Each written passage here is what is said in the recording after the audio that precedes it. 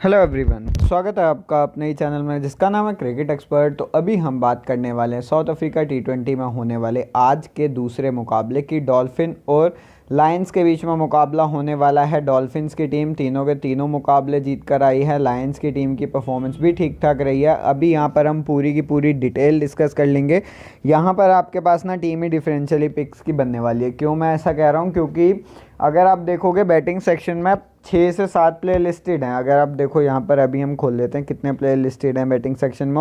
और एक प्लेयर है जिसकी 14% सिलेक्शन है, तो सबके भैया 40 से ऊपर परसेंट सिलेक्शन है। अब यहाँ पर अगर आप देखो 1 2 3 4 5 6 7 सात प्लेयर्स यहाँ पर लिस्टेड हैं और उसमें से 6 प्लेयर्स के सिलेक्शन 40% से ऊपर है। तो ये देखकर चलो कि भैया सब ने अलग अलग चीज़ें ट्राई करी है। कुछ ऐसा कॉमन नहीं है कि कोई जो जाएगा तो भैया वो हैंड्रिक्स और आरवेन ड्यूसैन के साथ काया जोंडो को लेकर जाए, कोई बबूमा को लेकर जा रहा है, कोई डेविड मिलर को लेकर जा रहा है, कोई ऐसा भी कर रहा होगा, कोई ड्यूसैन को भी छोड़कर यहाँ पर भैया सिरवी को लेकर जा रहा होगा या अंतोटी बबूमा को लेकर जा रहा होगा, कोई 4 प्लेयर्स के साथ भी जा रहा होगा। तो यहाँ पर ना कई सारी टीम्स आपके लिए बन सकती हैं, बट आपको क्या देखना है कि आपके लिए कौन सी टीम ज़्यादा बढ़िया रह सकती है। अभी यहाँ पर हम पूरी की पूरी डिटेल डिस्कस कर लेंगे। 12वां मुकाबला है टूर्नामेंट का, खेला जाएगा डॉल्फिन और लायंस के बीच में 2:30 बजे लोकल टाइमिंग, इंडियन टाइमिंग के हिसाब से 6 बजे आपको मैच लाइव देखने को मिलेगा। स्टार स्पोर्ट्स पर आप इस मैच को लाइव देख सकते हो। अब यहाँ पर अगर आप देखो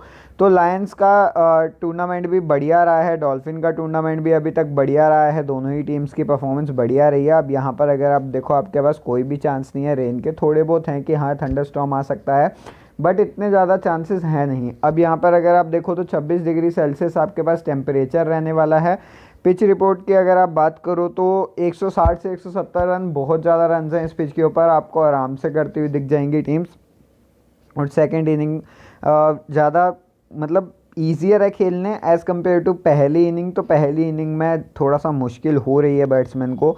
एवरेज फर्स्ट इनिंग स्कोर की अगर आप बात करो 160 रन, जो पिछले 4 मुकाबले यहाँ पर खेले गए हैं। डॉल्फिन तीनों के तीनों मुकाबले जीती है। यहाँ पर अगर आप देखो तो भैया लायंस भी तीनों के तीनों मुकाबले जीती है।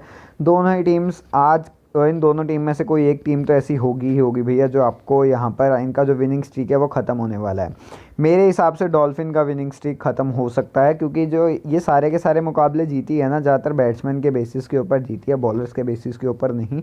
सामने वाली टीम जो जीती है वो बॉलर्स के बेसिस के ऊपर जीती है, ज़्यादातर बैट्समैन के ऊपर उन्होंने उतना रिलाई नहीं करा है। के पैटरसन आपके पास है 58 रन पिछले मुकाबले में ओपन करा, सीधा सीधा आया और सीधा सीधा आते ही ओपन कर लिया है। सिरवी की अगर मैं बात करूँ 7-17 और यहाँ पर 52 रन।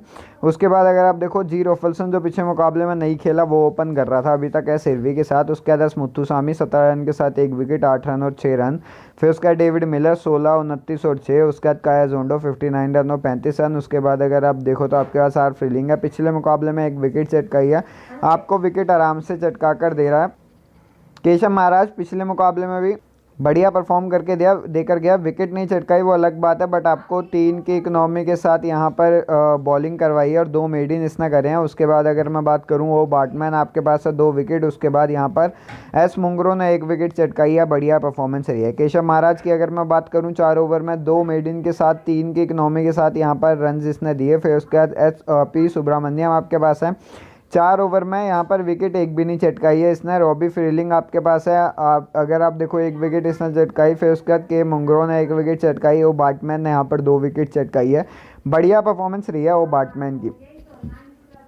लायंस की अगर हम बात करें तो लायंस भी अपने तीनों के तीनों मुकाबले जीती है। यहाँ पर 7 विकेट से मुकाबला जीता है ना। और मेन बात यही है कि भैया ये ना अपने बॉलर्स के ऊपर बहुत ज़्यादा रिलाई कर रहे हैं एज़ कम्पेयर टू बैट्समैन। इनके पास कुछ ही बैट्समैन है। देखो रियाल टकल्टन इतना बढ़िया परफॉर्म ही नहीं कर रहा है अभी तक तीनों मुकाबलों में।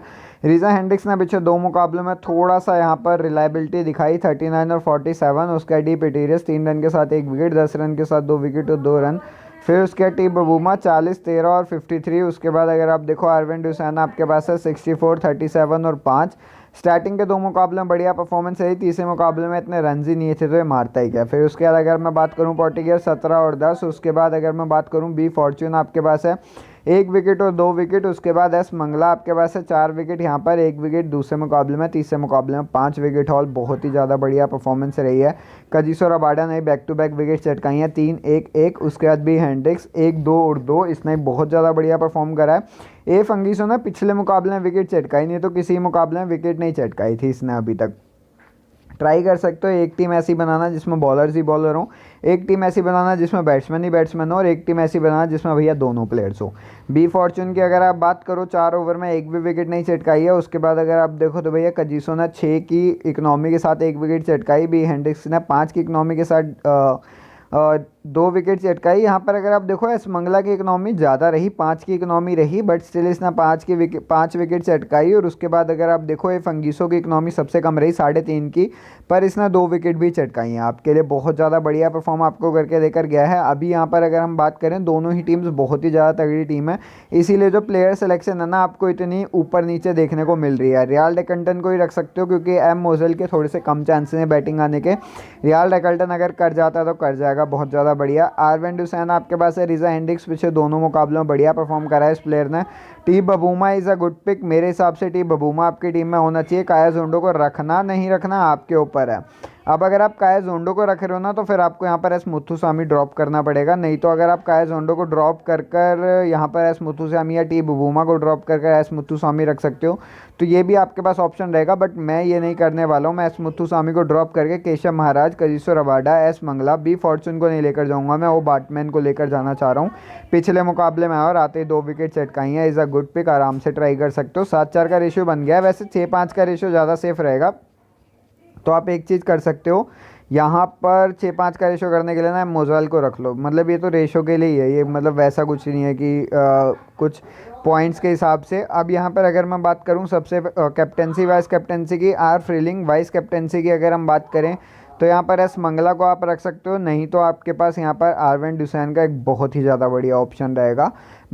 वाइस कैप्टेंसी में थोड़ी सी दिक्कत तो होने वाली है, तो मैं ना अभी के लिए ऑलराउंडिंग सेक्शन में ही जा रहा हूँ, डी पिट्यूरियस के साथ ही। S Magala is a good choice. S Magala को आप आराम से ट्राई कर सकते हो। सबसे पहली टीम की अगर मैं बात करूं, captaincy R van Dussen, R Rickelton, S सिरवी, काया जोंडो, फिर उसके बाद R Hendricks, S Muthusamy. Vice captaincy यहाँ पर आर फ्रीलिंग, फिर उसके बाद यहाँ पर डी पिट्यूरियस आपके पास हैं, केशव महाराज आपके पास हैं, उसके बाद एस मंगला आपके पास है, और यहाँ पर कजिसो रबाडा। पूरी की पूरी टीम आपके लिए small grand league favourable team है।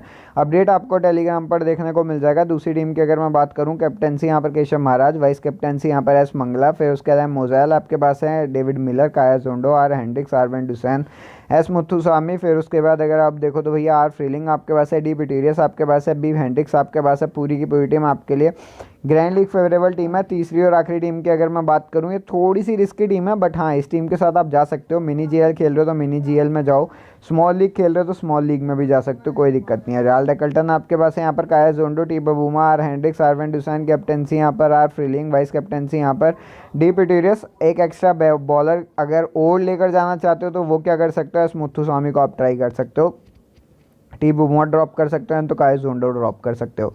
फिर उसके बाद केशव महाराज के ओ बैट्समैन। फिर उसके बाद अगर आप देखो एस मंगला आपके पास है, यहाँ पर अगर आप देखो कजिसो रबाडा। पूरी की पूरी टीम आपके लिए ग्रैंड लीग या तो स्मॉल ग्रैंड लीग में ट्राई करना। अपडेट आपको टेलीग्राम पर देखने को मिल जाएगा, टेलीग्राम का लिंक आपको नीचे डिस्क्रिप्शन में मिल जाएगा। तो इस वीडियो के लिए बस इतना ही। चैनल सब्सक्राइब कर लीजिएगा, वीडियो लाइक कर दीजिएगा, बेल आइकन दबा दीजिएगा, क्योंकि ऐसी वीडियोज़ और भी आती रहेंगी आपके लिए इस चैनल पर।